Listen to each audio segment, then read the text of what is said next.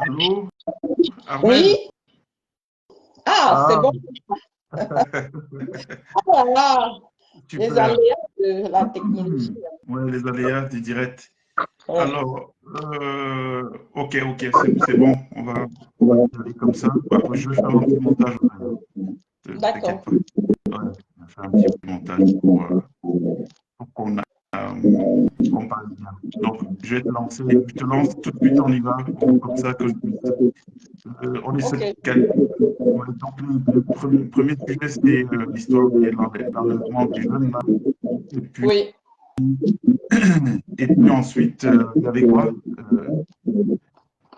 Alors, attends. Alors, je vais te redire.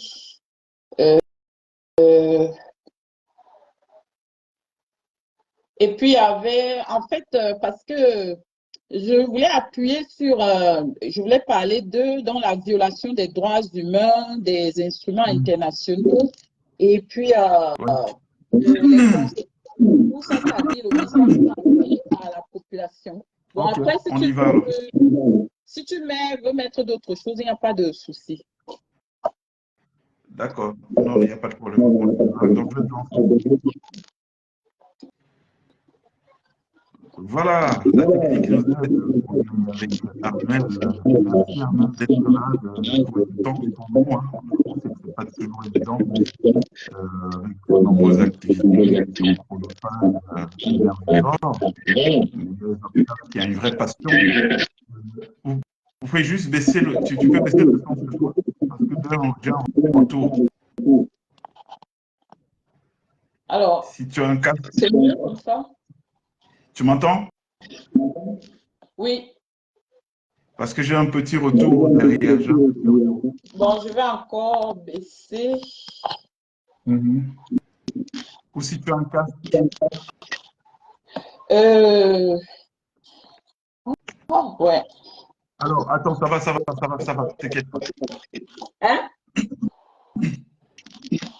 Ça va, Je vais on peut y mettre aller. des écouteurs. Oh non, déjà. Oh là là.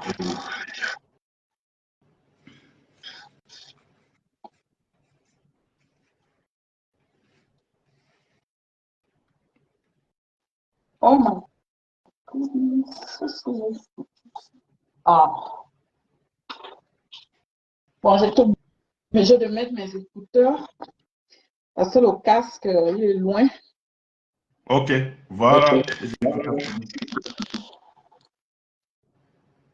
Alors,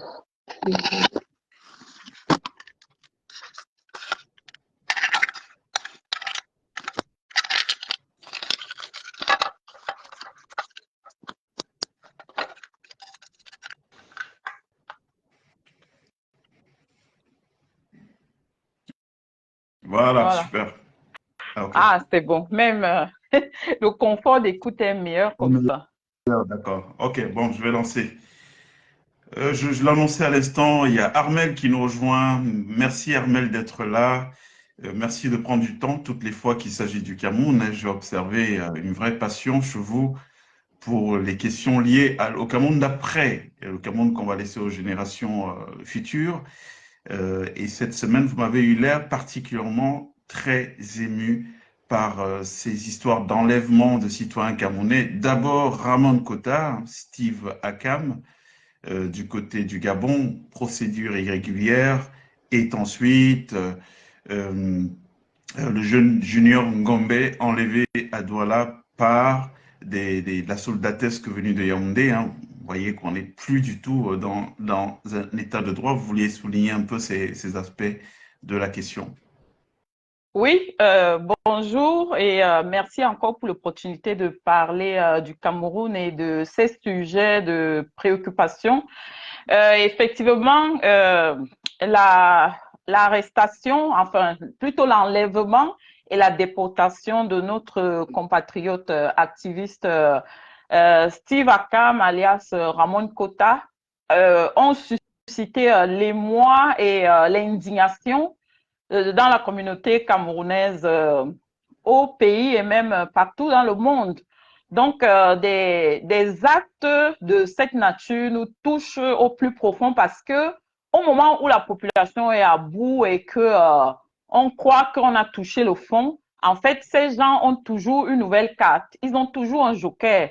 Donc, l'arrestation, je vais commencer par parce que après je parlerai du jeune Junior Ngombe. L'arrestation de Ramon Kota pose plusieurs problèmes. Oui, elle pose plusieurs problèmes parce que ce Camerounais vivait au Gabon et on connaît ses activités, on connaît ses opinions.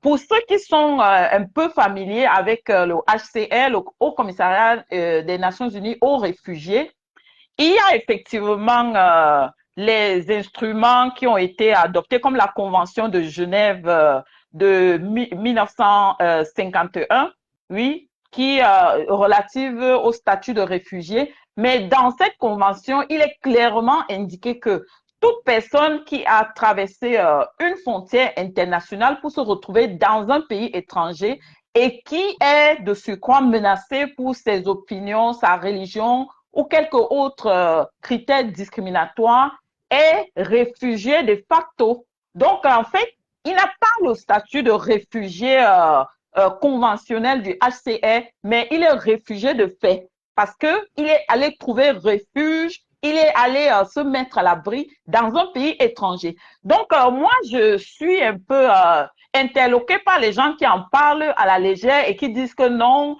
les autorités gabonaises avaient le droit de le déporter parce qu'il n'était pas réfugié. Il était réfugié de facto parce que du fait de ses opinions, on n'a pas besoin de nous faire un dessin pour qu'on comprenne qu'en fait, ce monsieur, si on le renvoie, si on le refoule au Cameroun, il est en danger de mort. Il est en danger de mort. Donc, ça, c'était pour Ramon Kota. Et même la manière dont ça s'est passé, on nous dit que c'était avec la complicité de l'ambassadrice du Cameroun à Libreville, Madame Gaëto Zam, Edith, oui.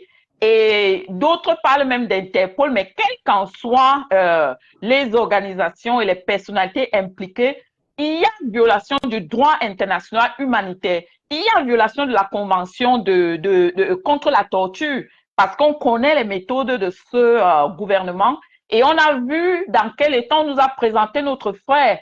On a vu, on a compris qu'en fait, il parlait sous la contrainte. Parce que Ramon Kota, que nous connaissons depuis des années, non, il parle pas comme ça. Il s'exprime pas comme ça. Il a été humilié. Donc, ses droits n'ont pas été respectés. On aurait pu au moins attendre qu'il ait un avocat ou des personnes pour le défendre dans cette situation.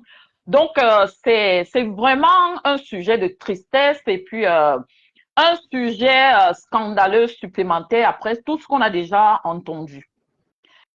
Oui, il y a le cas de Junior Ngombe. Oui, parlant de Junior Ngombe, c'est encore, c'est-à-dire, ils en rajoutent encore une couche. Parce que ce jeune homme, je ne sais même pas s'il a 20 ans, c'est un enfant. Et moi, j'ai suivi la vidéo qui a été peut-être la goutte d'eau de trop, et même ses anciennes vidéos.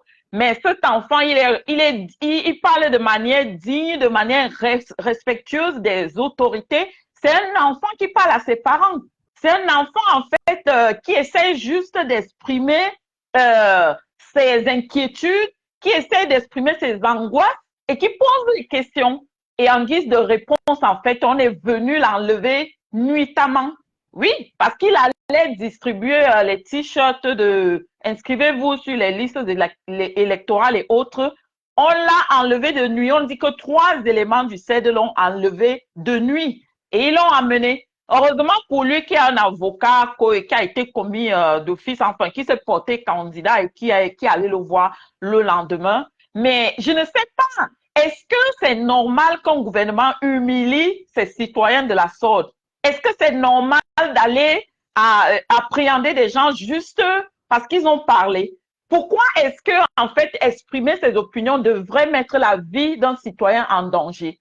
C'est autant de questions, on ne comprend pas. Le HCR est présent au Gabon et au Cameroun. Pourquoi le HCR n'a pas pris cette affaire en main? Ils auraient pu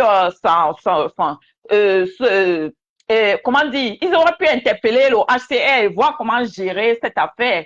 Et depuis que ça s'est passé, moi, je n'ai pas entendu de communication de cet organisme des Nations Unies. Donc, pour nous, il y a beaucoup de connivence, il y a un questionnement et beaucoup d'inquiétude parce qu'on ne sait pas dans quel état sont nos concitoyens aujourd'hui. Il y a même une photo qui a circulé de Ramon Kota qu'on disait être dans le coma ou je ne sais pas. On ne sait pas. Et le jeune Junior Ngombe nous a dit que pendant 2 jours, il n'a pas mangé. Est-ce que c'est normal? Franchement, on est en train franchement d'aller vers quelque chose que personne ne pourra maîtriser. C'est une dérive autoritaire, une dérive vraiment dictatoriale qui ne dit pas son nom. Donc, Vous avez aussi un message à passer à l'ensemble de la communauté africaine, camerounaise. Armel, on vous écoute. Par rapport à la communauté camerounaise, surtout, bon, et même à la communauté africaine, parce qu'aujourd'hui, le Gabon est impliqué clairement dans cette affaire. Oui, le message, le message que cette dictature est en train d'envoyer, c'est un message, c'est pour nous dire qu'ils n'entendent rien de tout ce que les citoyens expriment, de ce que la société civile dit, des messages que les activistes envoient. Ils sont sourds, ils sont aveugles, ils ne voient pas la misère et la situation déliquescente de la population camerounaise et qu'ils sont déterminés à continuer à agir comme ils ont l'habitude de faire. Donc, la violence, la brutalité, l'intimidation, la terreur, parce que c'est un message, en fait, ils envoient un message pour dire quiconque va oser encore subira le même sort. Et depuis que ces événements se sont produits, on a noté une radicalité. Oui, les positions se sont radicalisées parce que même les activistes qui étaient un peu tolérants, qui étaient, comment dire, un peu polis ou policés dans leur manière de faire et dans leur façon de parler à ce gouvernement, les gens ont compris que en fait, on ne peut chasser ces gens que par la force. Oui, parce que la barbarie, la brutalité, la violence et les méthodes inhumaines qui sont celles de cette autocratie n'appellent que la violence. La violence ne peut générer que la violence. Donc, la communauté camerounaise est inquiète, la communauté camerounaise est préoccupée et indignée et nous devons tous comprendre et je me réjouis de ce que beaucoup ont révisé leur positionnement pour dire que ce gouvernement, ce système ne peut être combattu que par la brutalité. Que ce soit la brutalité verbale ou la brutalité juridique, je ne sais pas quel autre instrument on peut utiliser. Ce gouvernement ne pourra pas être renversé par les urnes. Ce que Guérandi a dit était prémonitoire parce que Guérandi a dit que, au regard de la violence et de l'agressivité de ce gouvernement, il ne peut pas être renversé par les urnes. Ce n'est que par la force, oui, parce que c'est le seul langage qu'ils entendent. C'est le seul langage. Donc, il faut que les Camerounais se le disent. Il faut qu'ils intègrent cela, à moins d'utiliser les mêmes méthodes ou sinon plus, aller un cran plus haut de ce que ces gens font. On ne pourra pas venir à bout d'eux. On ne pourra pas. C'est un système, en fait, qui est déterminé à martyriser et à brutaliser une population. Voilà, merci beaucoup Armel. Il faut préciser que Guérandi l'a dit il y a plus d'une vingtaine d'années à rebours et que Guérandi était l'un des putschistes en 1984, des gens qui avaient déjà vu en 84 qu'on était en train d'aller droit dans le mur avec le gouvernement du renouveau. C'est des gens qui étaient des avant-gardistes, des gens auxquels la nation devra rendre hommage un jour, aller vers la réhabilitation d'ailleurs. On avait pensé qu'il nous faudra une espèce de cimetière comme celui d'Arlington aux États-Unis, où seront enterrer les dépouilles des plus valeureux, des plus méritants des Camerounais, y compris ceux Oui. qui sont finis dans l'anonymat total, des gens qui doivent être réhabilités, en pensant à des personnes comme Bouama Sok, mobilisés dès la première heure, aux années de Braise, là, 90, Oui. pour déjà, à l'époque, des mobilisations populaires demander la libération du Cameroun. Merci beaucoup, Armel. Merci, C'est moi qui vous merci. remercie. Et justement, à la suite d'Armel, ne partez pas, Armel. Moi, ce que je peux dire, c'est que je me réjouis de voir que les faits finissent par nous donner raison. Ça fait 6 mois que j'évoque cette question. Les gens, plusieurs mal intentionnés, se sont arrêtés sur mon cas personnel, essayant de tourner le drame que j'avais vécu comme une histoire de famille, alors que c'est quelque chose qui touche l'ensemble des Camerounais. Nous sommes tous une famille, hein, la famille camerounaise. Je vous ai dit, vous ne soupçonnerez jamais le niveau de lien et de connexion qu'il peut avoir entre les différents Camerounais que vous apercevez, selon qu'un soit de Mbam ou de la Sanaga maritime, il y a toujours des connexions. Donc en réalité, le Cameroun aujourd'hui, c'est une grande famille. Et il faut jamais vite se réjouir de ce qui arrive à X parce que ça peut rapidement arriver à Y. Ah oui. Moi, j'ai toujours de la gratitude pour un petit jeune qui s'appelle Chouta, Paul, qui à l'époque, alors qu'on ne se connaissait pas, s'est mobilisé spontanément dès qu'il a appris que j'étais encerclé par des tueurs envoyés par Ferdinand Ngongo, donc le même CED qui a enlevé Junior Ah Ngombe, ben. le même CED qui a enlevé Draman Kota. Quand il a appris cela, le jeune Paul Tuta, il s'est mobilisé, a commencé aussitôt à sonner l'alerte. Je le salue ici à nouveau et je dis que c'est l'attitude qu'il faut avoir parce que une injustice, où qu'elle se produise, est une menace pour la justice partout ailleurs. Donc on ne doit pas laisser faire les choses sous prétexte que ça ne nous touche pas directement.